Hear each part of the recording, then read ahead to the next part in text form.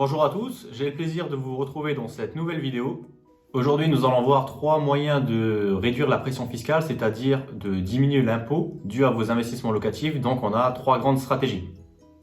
En numéro 1, nous avons le cas du déficit foncier. En numéro 2, nous verrons le fait de louer un logement meublé au travers d'un statut de loueur en meublé non professionnel. Et en numéro 3, nous parlerons de la SCI qui aurait opté pour le régime d'impôt des sociétés. Tout d'abord, voyons l'essentiel. Qu'est-ce que le déficit foncier? Donc, le mécanisme du déficit foncier consiste ni plus ni moins à réaliser des travaux lors de l'acquisition de l'appartement en vue de le louer par la suite. L'autre aspect positif de venir réaliser des travaux en vue de pratiquer du déficit foncier, c'est que quelque part, on va apporter une valeur à l'appartement. Cet appartement qui nécessitait des travaux ou cet immeuble, quelque part, certainement aura bénéficié d'une baisse de prix à l'achat. Donc, on vient acheter moins cher, on réalise des travaux, on augmente la valeur du patrimoine et on profite de ce mécanisme-là pour réduire la base imposable et ne pas payer d'impôt la première, voire les années suivantes. Donc, premièrement, quelles sont les règles pour pouvoir pratiquer du déficit foncier? Donc, il est impératif de détenir l'appartement en direct en nom propre ou au travers d'une SCI qui est transparente fiscalement à l'impôt sur le revenu. Deuxièmement, il faut avoir opté ou de plein droit être imposé au régime foncier réel, c'est-à-dire de pouvoir passer en déduction toutes les charges courantes afférentes à la location. Ne pas avoir opté pour le régime microfoncier, c'est-à-dire de bénéficier de l'abattement des 30%, mais bien être au cas de figure du régime réel. Et de s'engager à louer le bien durant les 3 années suivantes. Prenons en exemple un cas concret.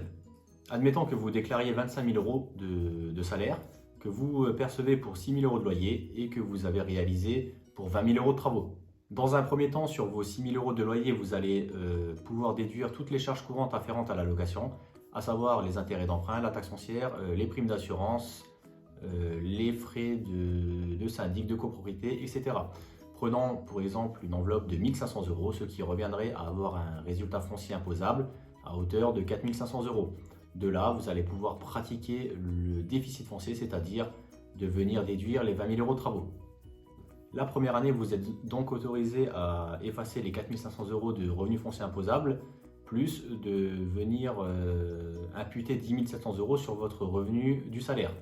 C'est-à-dire que la première année, vous ne déclarez plus donc les 25 000 euros de salaire, mais vous allez déclarer en l'occurrence 15 800 euros. À savoir, la part qui excède les 10 700 euros de déficit foncier sera, elle, reportable sur les 10 années suivantes, mais uniquement sur la part des revenus fonciers.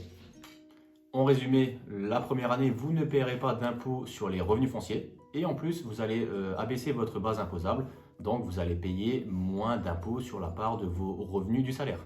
Cas de la deuxième année, vous percevez toujours 6 000 euros de loyer, vous avez toujours 25 000 euros de salaire que vous déclarez, donc un total à 31 000 euros.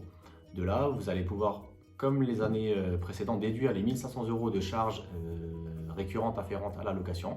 Il vous restait un déficit reportable de 4 800 euros, vous allez pouvoir le déduire.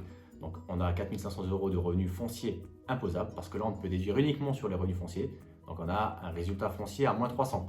La part des moins 300 ne peuvent plus s'imputer sur le revenu global, mais sera reportée la troisième année donc sur les revenus fonciers. C'est-à-dire que la troisième année, sur les 4 500 euros de revenus fonciers imposables restants, vous allez pouvoir déduire une dernière fois les 300 euros restants qui représentent donc la fin du déficit des 20 000 euros de travaux réalisés 3 ans auparavant.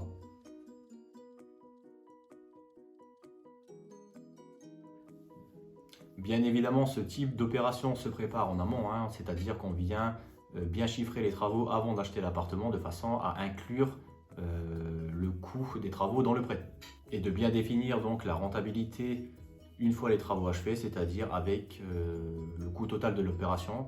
Conclusion, c'est un très bon mécanisme pour venir d'une part augmenter la rentabilité locative et d'une autre part défiscaliser son impôt sur le revenu. Dans une prochaine vidéo, nous parlerons des 2 autres stratégies restantes, celles que nous appliquons le plus au sein d'Atome Investissement Locatif, c'est-à-dire de louer des biens en meublé ou de faire des acquisitions via des sociétés civiles immobilières un petit peu plus techniques, donc qui auraient opté pour le régime d'impôt des sociétés. C'était Joris de chez Atome Investissement Locatif. J'espère que cette courte vidéo, comme les autres, vous aura été instructive et qu'elle vous aura permis de mieux cerner le mécanisme du déficit foncier. A bientôt!